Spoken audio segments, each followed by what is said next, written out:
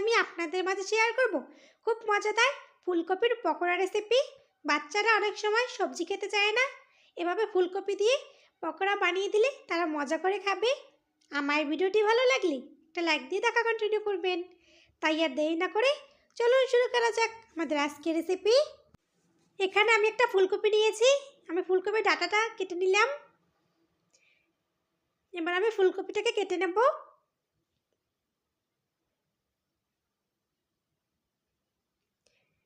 ছোট ছোট করে আমি ফুলকপিটাকে কেটে নেব। এভাবে আমি সবগুলো কেটে নেব।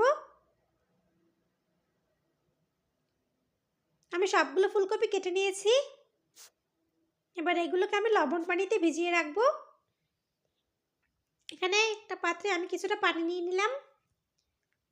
এখন এখানে পরিমাণ মতো লবণ দিয়ে দিলাম। এখন ভালোভাবে মিশিয়ে এবার এখানে আমি ফুলকপিগুলো দিয়ে দেবো। ফুলকপিতে অনেক সময় পোকা থাকে, এভাবে লবণ পানিতে ভিজিয়ে রাখলে পোকাটা বের হয়ে যাবে।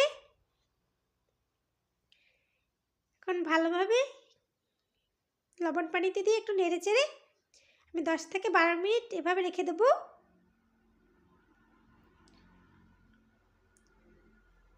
ফিরে আসলাম কিছুক্ষণ পর। এখন ভালোভাবে আমি লবণ পানি দিয়ে একটু ধুয়ে নেব, তারপর পরিষ্কার পানি দিয়ে ভালোভাবে ধুয়ে তুলে নেব।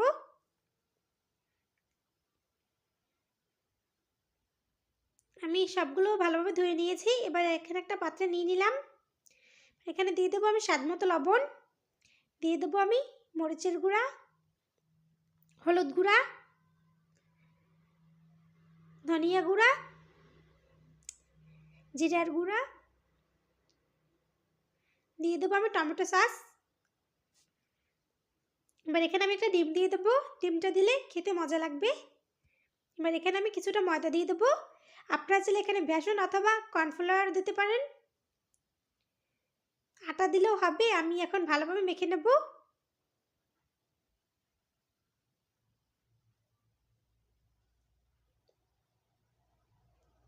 আমি ভালোভাবে মেখে নিচ্ছি।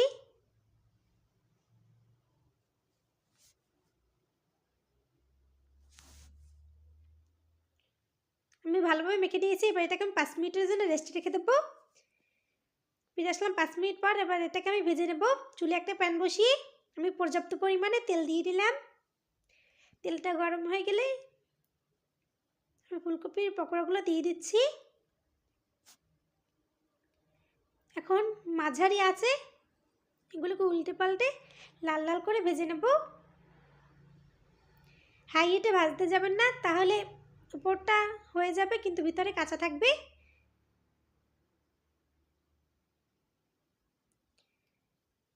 মাঝারি আছে আমি উল্টে পাল্টে এগুলোকে ভেজে নিচ্ছি।